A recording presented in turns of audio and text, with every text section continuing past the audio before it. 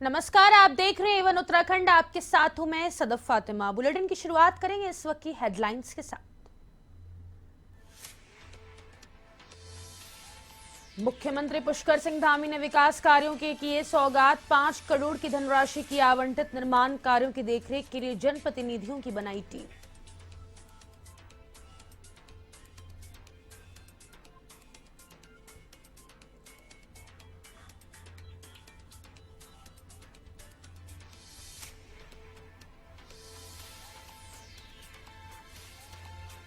नमो app पर बनाए जा रहे हैं विकसित भारत एम्बेसडर। उत्तराखंड में अब तक बन चुके हैं 2,43,180 एम्बेसडर। बीजेपी का हर कार्यकर्ता बना रहा है 10 एम्बेसडर।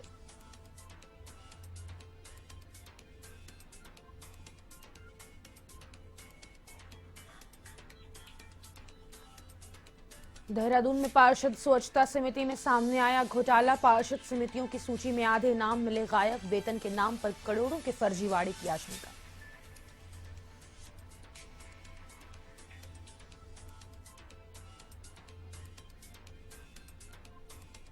देहरादून में यातायात व्यवस्था में सुधार के लिए लागू होगी नई व्यवस्था। 2 किलोमीटर क्षेत्र में बिना जीपीएस वाले सार्वजनिक यात्री वाहनों का संचालन होगा प्रतिबंधित।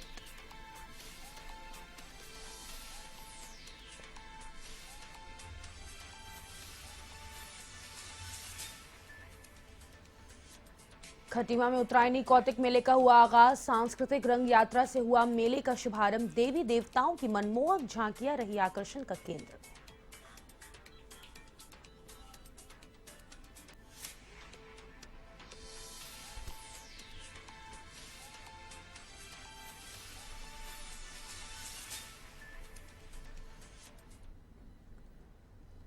विधानसभा क्षेत्र चंपावत में मुख्यमंत्री पुष्कर सिंह धामी ने ग्राम पंचायतों और नगर पालिका क्षेत्रों में विधायक निधि से विकास कार्यों के लिए 5 करोड़ की धनराशि आवंटित की है, जिससे क्षेत्र में संपर्क मार्ग, मंदिरों का सौंदर्यीकरण, पुलियाओं का निर्माण, बार भवन निर्माण, विद्यालयों की मरम्मत जैसे कई निर्माण कार्य किया जाना है।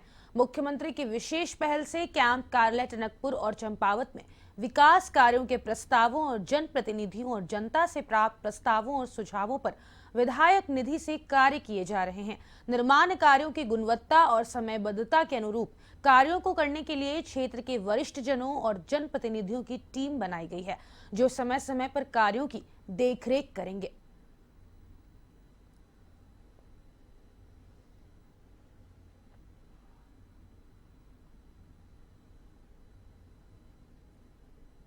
हमारे प्रदेश के ऊर्जावान युवा मुख्यमंत्री आदरणीय पुष्कर सिंह धामी जी द्वारा वर्ष 2023-24 की विधायक निधि जारी कर दी गई है।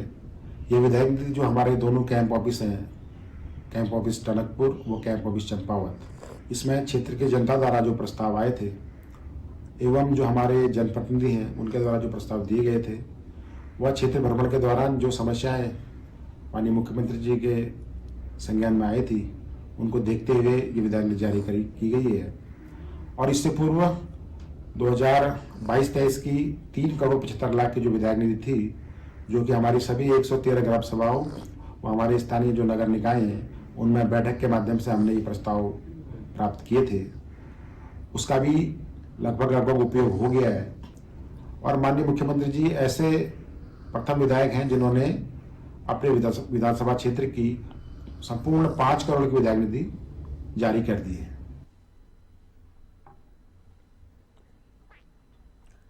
मुख्यमंत्री पुष्कर सिंह धामी ने अपने आवास पर पर्वतारोही स्वर्गीय सविता कंसवाल के पिता राधे श्याम कंसवाल से सपरिवार भेंट की।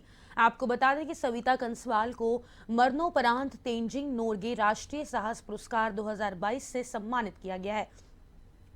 वहीं आपको बता दें कि इस मौके पर मुख्यमंत्री ने कहा कि उत्तराखंड समर्पण की भूमि है और इस धरा ने सदैव हमें प्रेरणा देने वाले व्यक्तित्व दिए हैं। सविता कंसवाल और उनका पूरा परिवार भी इस गौरवमयी यात्रा के अभिन्न अंग है। उन्होंने कहा कि यह पूरे प्रदेश के लिए गौरव की बात है कि उत्तराखंड की बेटी को साहस दृढ़ संकल्प के लिए राष्ट्रीय गौरव स्वरूप राष्ट्रीय साहस पुरस्कार से सम्मानित किया गया। मुख्यमंत्री ने कहा कि सविता कंसवाल प्रदेश के युवाओं के लिए सदैव प्रेरणापुंज के रूप में बनी रहेगी।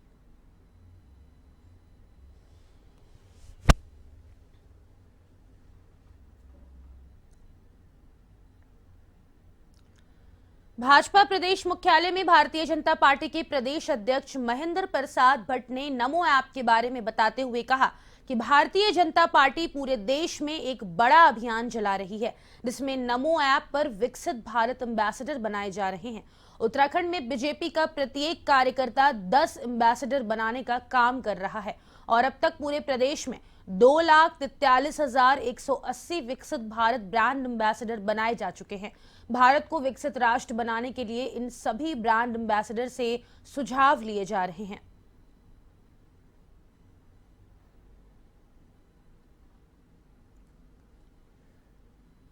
नमो ऐप पर विकसित भारत एम्बेसडर जो हम बना रहे हैं, इसका उद्देश्य है कि 140 करोड़ की आबादी में हर व्यक्ति का योगदान होना चाहिए विकसित भारत के भाव को लेकर।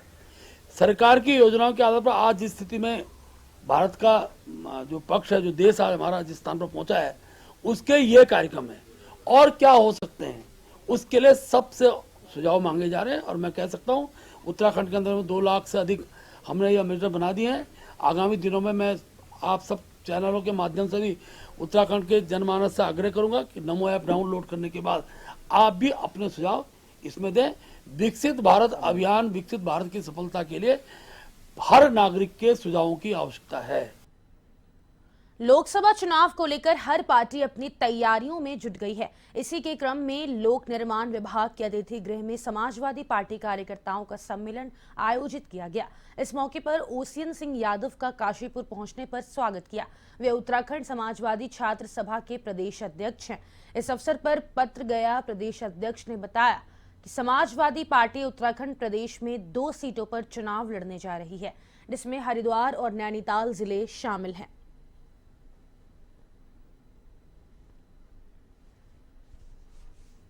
हमारी पार्टी तैयारी कर रही है। एक आपका हरिद्वार लोकसभा हो गया और दूसरा आपका नैनीताल लोकसभा हो गया। इन 2 सीटों पे पार्टी तैयारी कर रही है और बाकी का आगे का फैसला हमारे राष्ट्रीय नेतृत्व माननीय अखिलेश यादव जी लेंगे कि पार्टी को लड़ना है कि नहीं लड़ना है, क्योंकि इंडिया गठबंधन भी हो रहा है। तो उसमें किस तरीके से शेयरिंग होगी, उसका फैसला हमारे राष्ट्रीय अध्यक्ष जी लेंगे। हमें जो कहा गया है 2 सीटों पर तैयारी करने के लिए, हम लोग उस पर लगे हुए हैं। जनपद उधम सिंह नगर के खटीमा में उत्तरायणी कौतिक मेला स्थल कृषि फार्म से न्याय के देवता गोलज्यू की अगुवाई में भव्य सांस्कृतिक रंग यात्रा का शुभारंभ हुआ। कार्यक्रम का शुभारंभ मुख्य अतिथि उप जिलाधिकारी रविंद्र सिंह बिष्ट ने हरी झंडी दिखाकर किया। रंग यात्रा में विभिन्न देवी देवताओं की मनमोहक झांकियां और आकर्षक दरबार सजाया गया। यात्रा शहर के मुख्य मार्गों से होती हुई मेला स्थल पर पहुंची, जहां पर यात्रा का समापन हुआ। इस दौरान जय श्री राम के नारों से पूरा शहर गूंज उठा। शोभा यात्रा के साथ ही उत्तरायणी कौतिक का आयोजन शुरू करता है, जिसमें नगर भ्रमण के बाद में हमारी जो भी सांस्कृतिक समितियां हैं, जो दल हैं, स्थानीय कलाकार हैं, हमारे मेहमान कलाकार हैं, यहाँ आकर के इस मंच पर अपनी प्रस्तुति इसका शुभारंभ किया जाता है और उत्तराखंड की लोक संस्कृति, लोक कला को अपनी आने वाली पीढ़ी को देने के लिए और अपनी जो पारंपरिक है, इस देवभूमि की जो पारंपरिकता है, उसको जन जन तक पहुँचाने का एक कार्य हो रहा है। और इस वक्त विशेष है, भगवान श्री राम अपने मंदिर में विराजने वाले हैं, तो उनको ही समर्पित ये कार्यक्रम है और उसी की रूपरेखा पर ये सारा आयोजन लगातार हो रहा है विगत 20 वर्षों से। उत्तराखंड पावर जूनियर इंजीनियरों ने 18 सूत्रीय मांगों को लेकर आंदोलन तेज कर दिया है। Uttarakhand power junior engineer association के बैनर तले तीनों निगमों के जेई और एई अधिकारियों ने यूपीसीएल कार्यालय में सत्याग्रह रखा। संगठन ने चेतावनी दी कि यदि उनकी मांगें नहीं मानी जाती है तो आने वाले समय में संगठन के सदस्य सवेरे 9 बजे से लेकर शाम 5 बजे के बाद विभागीय मोबाइल स्विच ऑफ करने से भी पीछे नहीं हटेंगे।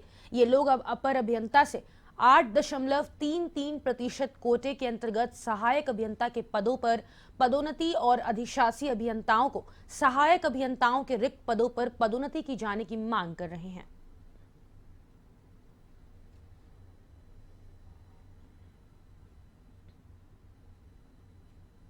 सबसे पहले तो प्रोन्नति की मांगे हैं। अवर अभियंता से 8.33% कोटे के अंतर्गत सहायक अभियंता के पदों पर प्रोन्नति की जानी है। इसके अलावा जो संवर्ग के सदस्य हैं सहायक अभियंता, उनकी अधिशासी अभियंताओं के रिक्त पदों पर प्रोन्नति की जानी है। ये जो दोनों मुख्य मांगे हैं जो कई वर्षों से लंबित चल रही है और हमारे संवर्ग के सदस्यों के साथ इस वजह से पूर्णतः अन्याय हो रहा है, पूर्णतः उनके साथ पक्षपात हो रहा है। सल्ट ठेका मजदूरों ने 1 करोड़ 12 लाख रुपए का भुगतान करने की मांग को लेकर आईएमपीसीएल मोहन गेट पर एक दिवसीय उपवास रखा। ठेका मजदूरों ने आरोप लगाया कि आईएमपीसीएल प्रबंध निदेशक मुकेश कुमार कारखाने में मौजूद रहकर श्रमिकों की समस्या सुनने की जगह कारखाने से एक दिन पहले ही नदारद हो गए। कारखाना गेट पर हुई सभा को संबोधित करते हुए वक्ताओं ने कहा कि जिस दिन भी प्रबंध निदेशक और अन्य उच्च अधिकारी कारखाने में मौजूद होंगे, उस दिन कारखाने गेट प्रबंधन निदेशक का काले झंडे दिखाकर प्रदर्शन का आयोजन कर उनका घेराव किया जाएगा। सभा को संबोधित करते हुए वक्ताओं ने कहा कि कारखाना प्रबंधन पीएफ की राशि का 2 बार भुगतान कर चुका है, परंतु मजदूरों को एक भी फूटी कौड़ी का भुगतान नहीं किया गया है।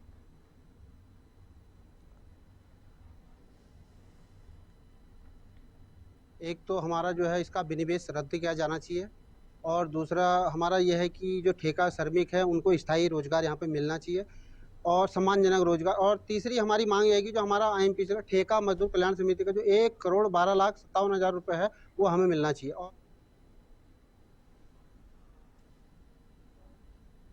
फैक्ट्री का विनिवेश का निर्णय लिया है और इसके पहले राउंड के टेंडर हो चुके हैं और बैद्यनाथ और मैनकाइंड ने इसके टेंडर डाल दिए हैं। ये जो कारखाना है यहाँ पर 300 लोगों को तो प्रत्यक्ष रोजगार देता है और हजारों लोग यहाँ पर जड़ी बूटियाँ, गौमूत्र और बहुत सारी चीज़ें सप्लाई करके अपनी जीविका चलाते हैं और भारत सरकार इसको बेच रही है, इसका विनिवेश कर रही है। यदि फैक्ट्री बिकती है तो यहाँ से पलायन और ज़्यादा बढ़ेगा। अल्मोड़ा जिले से वैसे ही बहुत ज़्यादा पलायन हुआ है, तो इसका विनिवेश रोका जाए, पहली मांग हमारी यह है। दूसरा यह है कि भाई 1 करोड़ 12 लाख रुपया मैनेजमेंट ठेकेदार के साथ मिल करके खा गया है और पीएफ कमिश्नर का कहना है कि भाई इनके फार्म 19 मजदूरों के जब यहाँ का मैनेजमेंट अग्रसारित करेगा तभी उनको पैसा मिलेगा, लेकिन मैनेजमेंट उनके हल्द्वानी समेत पूरे जिले में कड़ाके की ठंड को लेकर जिला प्रशासन अलर्ट मोड पर है। हल्द्वानी के कैंप ऑफिस में जिलाधिकारी नैनीताल वंदना सिंह ने बताया कि जिले में 100 से अधिक जगहों पर अलाव की व्यवस्था की गई है। नगर निगम और नगर पालिका क्षेत्र में इसको लेकर टीम भी लगाई गई है, जो लगातार देखरेख कर रही है कि किन जगहों पर अलाव की जरूरत है और रैन बसेरों को भी पूरी तरह ठीक किया गया है। उन्होंने बताया कि शासन से ठंड से बचाव को लेकर बजट भी आया है, जिसे जिले की सभी तहसीलों को दिया गया है।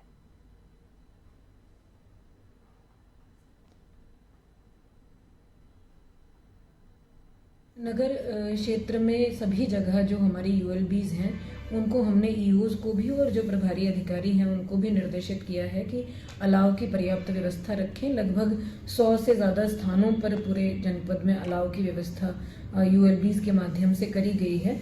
इसके अलावा जो बेसहारा लोग हैं, जो फुटपाथ पर या सड़कों पर रहते हैं, उनके लिए रैन बसेरों में भी व्यवस्था कराए जाने के निर्देश दिए हैं। रैन बसेरे भी सभी नगर निकायों के द्वारा संचालित भी कर दिए गए हैं। कंबल इत्यादि खरीदने के लिए भी तहसीलों को हमने धनराशि जो शासन से प्राप्त हुई थी वो। जनपद टिहरी के जिलाधिकारी मयूर दीक्षित ने श्री पूर्णानंद स्पोर्ट्स स्टेडियम का निरीक्षण किया।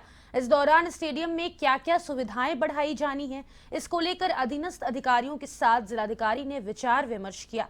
नगर पालिका के अधिकारियों के साथ भी वेडिंग जोन जैसी महत्वपूर्ण योजना को धरातल पर उतारे जाने को लेकर चर्चा की गई। जिलाधिकारी ने बताया कि लोगों को किस प्रकार से ज्यादा रोजगार दिया जाए, इसके लिए नगर पालिका के अधिकारियों से बात हुई है। खेलों को बढ़ावा देने के उद्देश्य से श्री पूर्णानंद स्पोर्ट्स स्टेडियम क्षेत्र में सुविधाओं को बढ़ाया जा रहा है।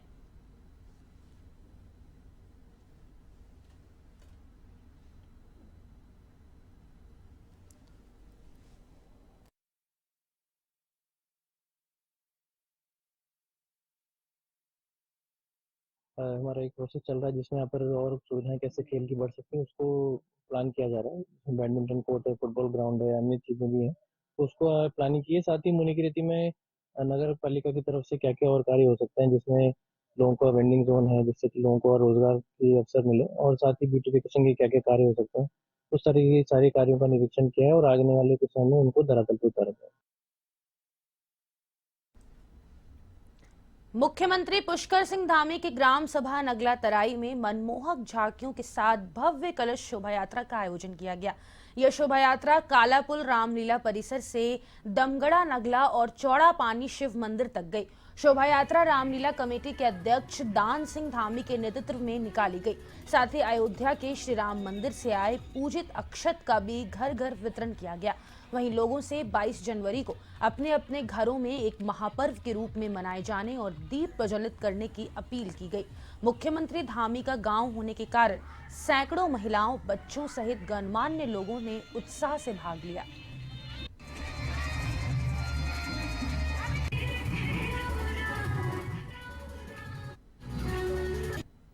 कलश यात्रा में जो आज कलश यात्रा का मेन उद्देश्य है, आने वाले 22 जनवरी को जो हमारा अयोध्या में राम मंदिर प्राण प्रतिष्ठा कार्यक्रम है, उस कार्यक्रम के उपलक्ष्य में यहाँ पर हम गांव में हर मंदिर में, यहाँ पर काले पुल हमारा रामलीला मंच है, यहाँ पर प्रत्येक वर्ष विगत 23-24 वर्षों से हम रामलीला का आयोजन करते हैं। यहाँ से हम प्रारंभ करके पूरे गांव में घुमाएंगे और सारे हमारे जो आज कलश यात्रा है, इसमें सारे गांव की महिलाएं शामिल हो रही हैं, पुरुष भी बड़ा सहयोग कर रहे हैं। हम प्रत्येक यहाँ मंदिर हैं, हमारे पूर्णागिरी मंदिर हो गया, शिवालिक दमगड़ा हो गया, नगला तराई में शिव मंदिर हो गया। सुंदरपुर गांव में एक तेंदुए ने खेत में डेरा डाल रखा है, जिससे ग्रामीणों में भय का माहौल बना हुआ है। वन विभाग की टीम ने मौके पर पहुंचकर तेंदुए को खदेड़ा, लेकिन ग्रामीणों का कहना है कि तेंदुआ वहीं पर जमा हुआ है। वहीं रुद्रपुर विधायक शिव अरोड़ा वरिष्ठ भाजपा नेता अमित नारंग के साथ गांव पहुंचे और उन्होंने ग्रामीणों का हाल जाना। इस दौरान उन्होंने वन विभाग के आला अधिकारियों से बात कर तेंदुए को जल्द से जल्द पकड़कर जंगल में छोड़ने को कहा।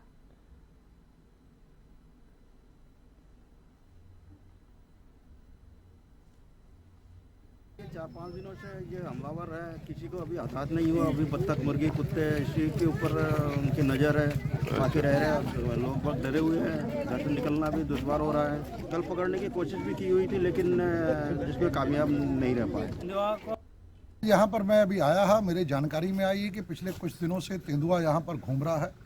घरों के आसपास खेत में देखा गया है। मैंने तुरंत यहाँ के डीएफओ हिमांशु, यहाँ के माननीय जिलाधिकारी उदयराज जी और हमारे जो सचिव हैं फॉरेस्ट के, उनसे और माननीय मंत्री वन मंत्री सुबोध उनियाल जी से, उनसे वार्ता की है। यहाँ से परमिशन भेज दी गई है डीएफओ के द्वारा। मेरे कहने के बाद उन्होंने परमिशन की जो है अनुमति के लिए एप्लीकेशन भेज दी है और वहाँ जो चीफ जो वाइल्ड अफसर है उसके द्वारा परमिशन शीघ्र अतिशीघ्र आने वाली है। उत्तराखंड स्वास्थ्य विभाग भी अपने साल के लक्ष्यों को पूरा करने की कवायद में लग गया है। इस बात को लेकर प्रदेश के स्वास्थ्य सचिव डॉक्टर आर राजेश कुमार ने कहा कि इन्वेस्टर समिट के बाद से ग्राउंडिंग हमारा सबसे पहला लक्ष्य है, जिसके लिए मुख्यमंत्री पुष्कर सिंह धामी ने दिशा निर्देश दिए हैं। साथ ही उन्होंने कहा कि इस साल हमारा यह भी प्रयास रहेगा कि हर्रावाला के 300 बेड के कैंसर अस्पताल, हरिद्वार के 200 बेड के एमसीएच, हरिद्वार मेडिकल कॉलेज और हल्द्वानी के 200 बेड के मल्टी स्पेशलिटी अस्पताल की ग्राउंडिंग हो जाए।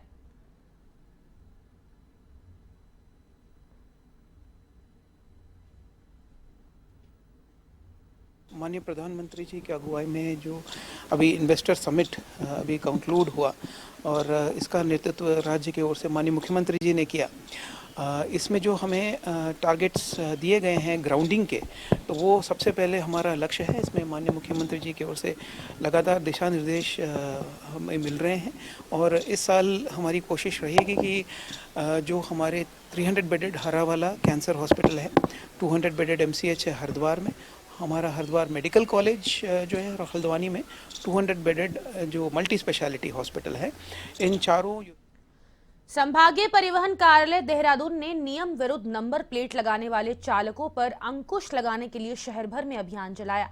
इस दौरान 86 वाहनों के चालान काटे गए, जबकि 5 वाहनों को सीज किया गया। आरटीओ सुनील शर्मा के मुताबिक सीएम हेल्पलाइन, समाचार पत्रों और अन्य माध्यमों से कार्यालय को शिकायतें प्राप्त हो रही थी कि कई वाहन चालक वाहनों में फैंसी नंबर प्लेट और व्यावसायिक वाहनों में पीली नंबर प्लेट की जगह सफेद नंबर प्लेट लगाकर संचालन कर रहे हैं। चेकिंग के लिए 4 टीमें बनाई, जिन्होंने Rajpur road, Sahastradhara road, Saharanpur road, Chakrata road और हरिद्वार रोड पर वाहनों की ताबड़तोड़ चेकिंग की और कमियां मिलने पर गाड़ियों के चालान और उनको सीज करने की कार्रवाई हुई। सरकारी उसमें नहीं है और एक पर्टिकुलर जैसे कि राजस्व से संबंधित, लॉ एंड ऑर्डर से संबंधित और इन्फोर्समेंट। देहरादून नगर निगम के वार्डों में सफाई व्यवस्था के लिए गठित की गई पार्षद स्वच्छता समिति में घोटाला सामने आया है। सत्यापन में नई पार्षद समितियों की सूची में आधे नाम गायब मिले। इस मामले में कर्मचारियों के वेतन के नाम पर करोड़ों रुपए का फर्जीवाड़ा होने की आशंका जताई जा रही है। देखिए इस खास रिपोर्ट में।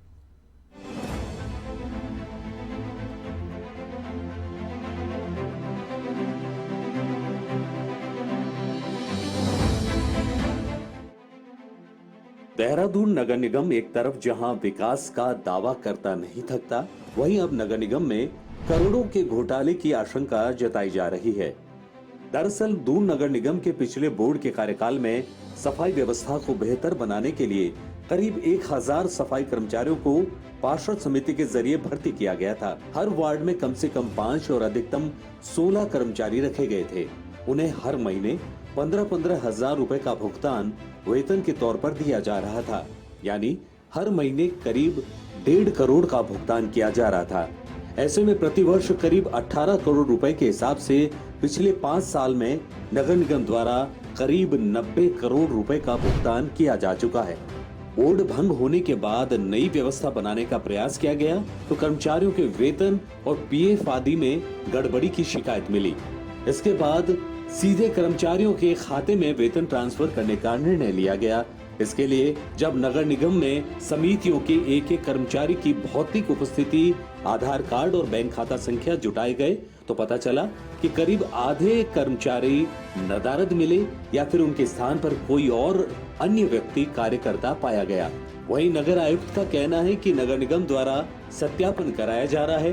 दोषी पाए जाने पर वैधानिक कार्रवाई की जाएगी। मेरे संज्ञान में भी ये मैटर अखबार से ही आया है कि ये जो भी डेटा प्रस्तुत हुआ है, मुझे अभी आधिकारिक रूप से उनके द्वारा कोई डेटा भी प्राप्त नहीं हुआ है। जैसे ही रिपोर्ट प्राप्त होगी तो उसमें सभी संभव विचार जो भी कार्रवाई होगी वो सभी की जाएगी। प्रशासक महोदय के साथ उसमें विचार विमर्श किया जाएगा। सभी दूसरे पक्ष की भी बात उसमें सुनी जाएगी। उसके उपरांत जो भी कार्रवाई प्रस्तावित करनी होगी वो। दूसरी ओर विपक्ष भी इस मामले में हावी हो गया है और सवाल खड़े कर रहा है। 5 साल घोटाले रहे। पूरे नगर निगम तो आकंठ भ्रष्टाचार में डूबा रहा।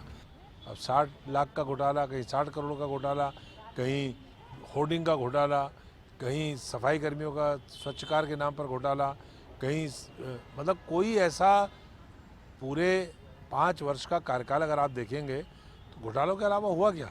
पूरा शहर खुदा पड़ा है। आज भी स्मार्ट सिटी के नाम पर 4 मुख्य सड़कें बना दी, बाकी शहर की तमाम आंतरिक सड़कें देखें, गलियां देखें, नालियां देखें, सफाई व्यवस्था देखें, पूरी बिंदाल नदी, पूरी रिस्पना नदी, उसकी जो बस्तियां हैं तमाम बस्तियों को देख लें, जितनी मलिन बस्तियां हैं शहर की उनको देख लें। तो घोटाले के अलावा हुआ ही नहीं, काम तो हुआ ही नहीं।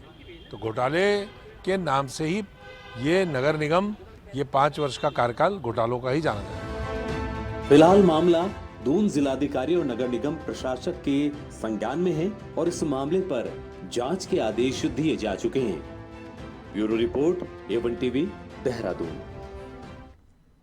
और फिलहाल के लिए A1 उत्तराखंड में बस इतना ही। मुझे दीजिए इजाजत। नमस्कार।